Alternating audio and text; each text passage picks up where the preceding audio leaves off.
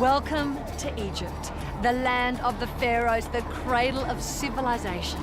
When I told people that I was coming here, the reaction was pretty much always the same. Oh, that place has always been on my bucket list.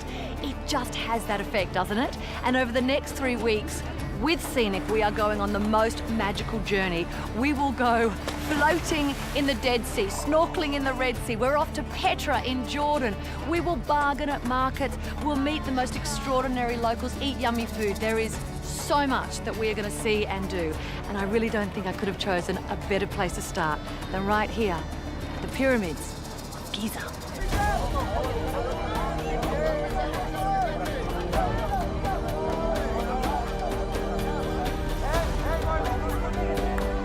Scenic's 20-day Essence of Egypt and Jordan journey truly is an adventure of a lifetime, with mind-blowing sights, incredible legendary hotels, a luxury cruise on the Nile, and experiences you will remember forever. We are kicking it all off in the absolutely bustling Egyptian capital of Cairo at its #1 attraction.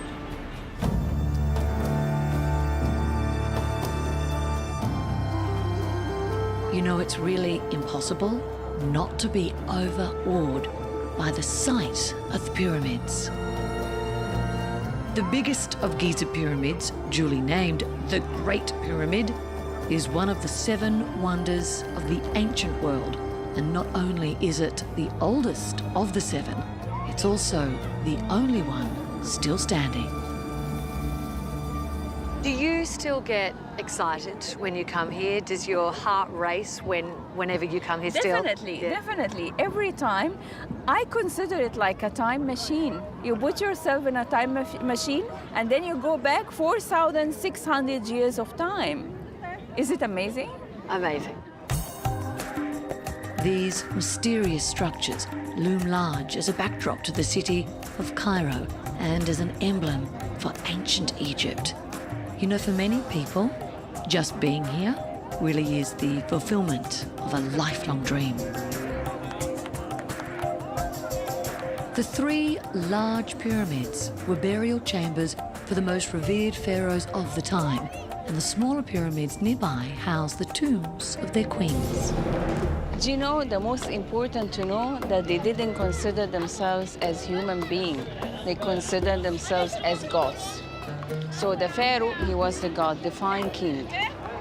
That's why he made for himself a huge construction to be his burial, because he's a god, not a pharaoh. And another thing which is really interesting for the people to know, why pyramid shape? They consider that the pyramid shape is steps to heaven, which is the second life for them. While the pyramids do take center stage here at Giza, another revered relic of ancient times is just meters away. The Great Sphinx is more than just an icon of ancient Egypt. It is a symbol of the mysteries of this time. Is it true that Napoleon Bonaparte shot the Sphinx's nose off? Yes, very true. It is true. When the French were here between 1798 to 1805, it was said that he did that, and something really happened between this date and when the British were in Egypt, because it's now in the British Museum. The French shot it off, but the Brits got the nose. Exactly. Now, if you would like to linger a little longer gazing at the wonders of the ancient world, then you are in luck. The Mina House Hotel is one of Scenic's special stay locations, and I think you can see why. Wow, how amazing is that? I'm pretty sure when you look up room with a view in the dictionary, this is the hotel room they should use for the picture. It is amazing. And it's a good place to explain why Scenic obsess about finding you the best hotel in every location, because it really does matter. Here in Cairo, a city of 25 million people, you want to be right next to the pyramids. And there is only one hotel that offers you this. Amazing. The best of all, I think, Scenic have a pyramid view room for all of their guests.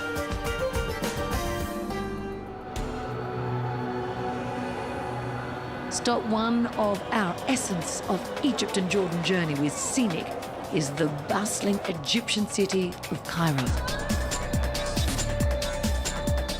The very best place to get an overview, I think, of this ancient city come modern metropolis is at the Citadel. Originally constructed to protect the city and all of its treasures below, the Citadel complex houses one of Cairo's most famous structures. With its dome top, the Muhammad Ali Mosque dominates the city skyline.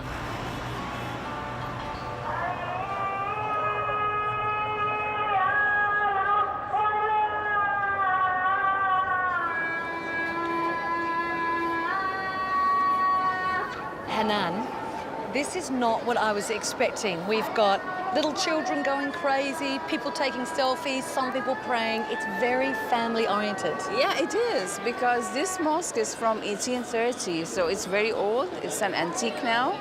And people, they like to come to here, not because it's a religious spot, because outside and the gardens around, family spot, you know?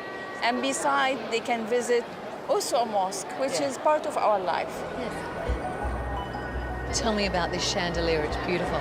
The chandelier, if you look at it, you will find it's very different. It was a gift from the King of France at that time to Muhammad Ali.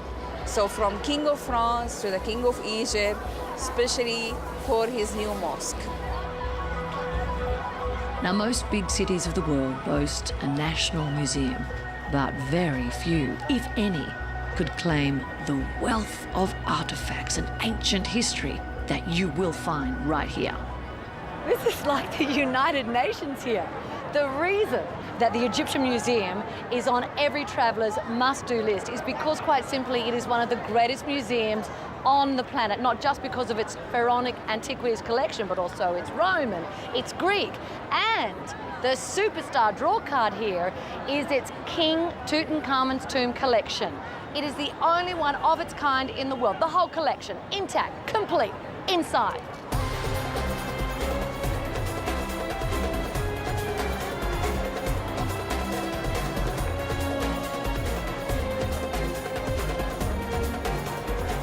This is the masterpiece of all the treasures of Tutankhamun. I love it myself because it's his actual throne that he used when he was on the throne of Egypt.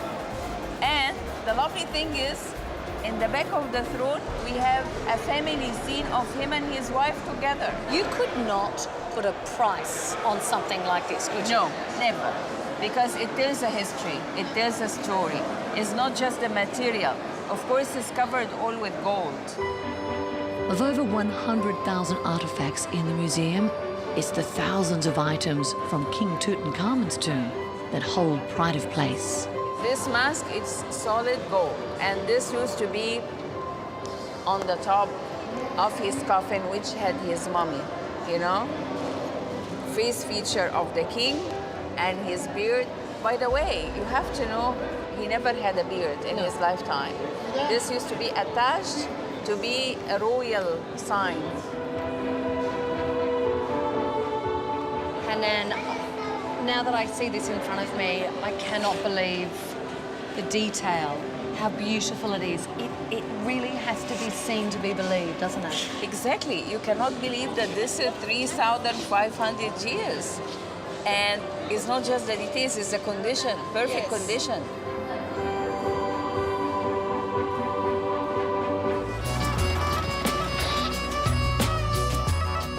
Now, after a couple of days in Egypt's bustling capital of Cairo, we have moved on to Luxor, a place often touted as the world's greatest open-air museum, with the glorious Nile River running right through its heart.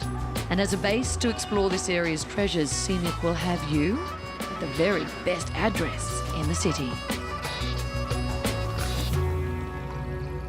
I want you to take in every detail of this iconic hotel lobby. Not only is the Winter Palace beautiful and historic, this is the hotel of legends. Everyone from Empress Eugenie of France to Agatha Christie to the British archaeologist Howard Carter have based themselves here when in Luxor.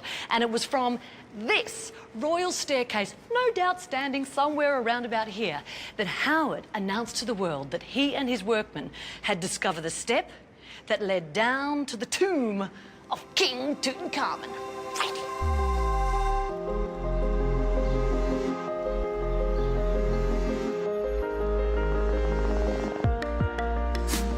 Built in 1886 by British explorers, it's, well, it's kind of a blend of rich colonial design with the glory of the ancient times. Rooms at the front, they overlook the banks of the Nile.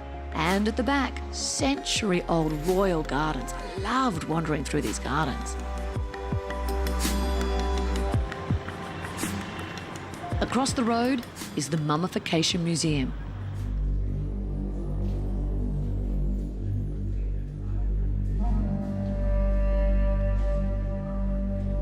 So, you know that the Egyptians believed that the afterlife was better than anything you could possibly experience here on this earth. They wanted to be completely prepared, look their best, have everything from sacred animals to fine food to take them to that paradise. What amazes me, though, is when you look at the instruments, when you look at the detail involved. This happened 3,000 to 5,000 years ago. What kind of a society was that? Extraordinary.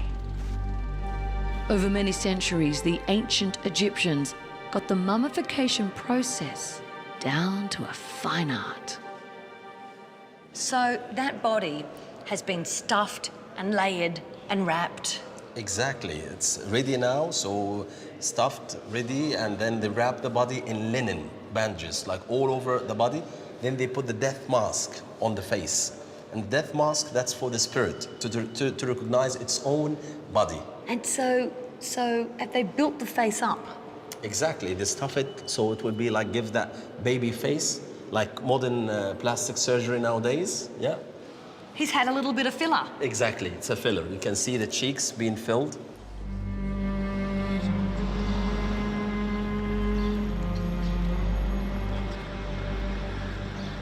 Well, it's at sunset that Luxor really shines, and I mean that literally, with feluccas gliding down the Nile and the grand sight of the Luxor Temple lit up as the city's icon. Roaming this peaceful city at night, I have to say I do feel incredibly safe, and you will have a chance to interact with locals at the city's main souk. If I get these 4 things, what's your best price? Egyptian pounds. Egyptian pound. Tourist price is 1,500. Tourist price, yes. I give you Egyptian price because I don't know about that. I don't know. What about 600? Have it between you and me, 650. 650? You've got a deal. Let's shake on it. Yeah. Well, yes, of course, the shopkeepers will engage you, and yes, they are keen to make a sale. But hey, there is no hassling here. They are as polite as they are charming. Love the characters here. Your scarf is beautiful. You beautiful, not the scarf. Shukran, shukran. Welcome. Nice to meet you. Lovely to meet you too. Okay.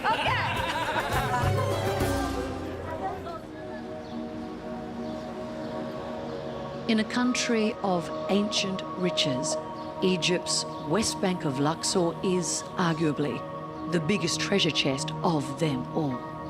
For the early Egyptians, the sun setting in the west signified the end of the day and the end of life. So the tombs and mausoleums were built on the west side of the Nile.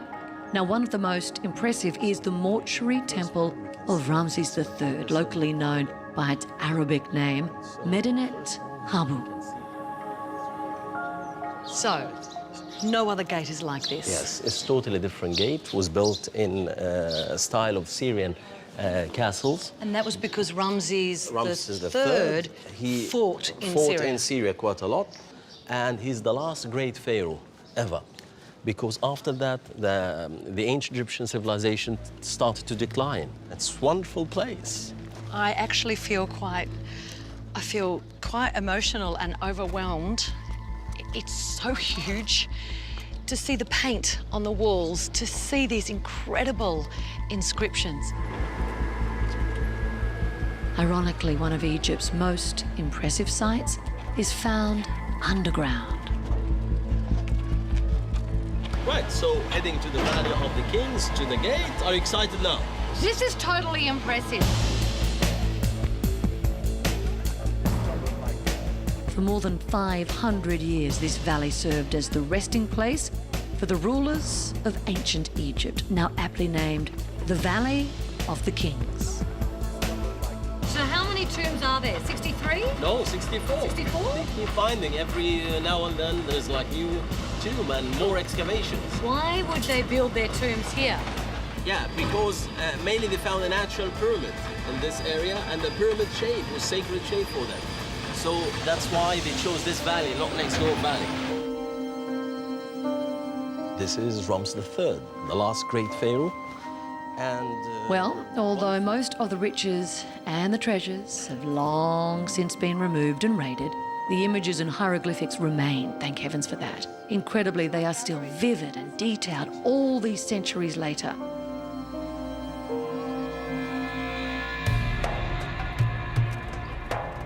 Across the Nile to Luxor's East Bank, and Karnak Temple is arguably regarded as Egypt's greatest monument after the pyramids. It's the largest ancient religious site on the planet, and it covers around 100 hectares. here we have the statue of Ramses II and his beloved wife Nefertari. How many wives did Ramses II have? Ramses II, not less than 57 wives. 57 wives. 90 sons and about 60 daughters. He had quite a very small family.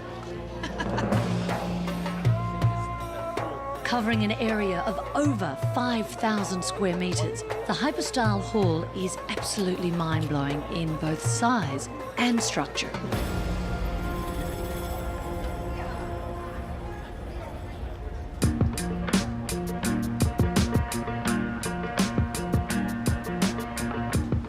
This journey with Scenic is the perfect blend of adventure and relaxation.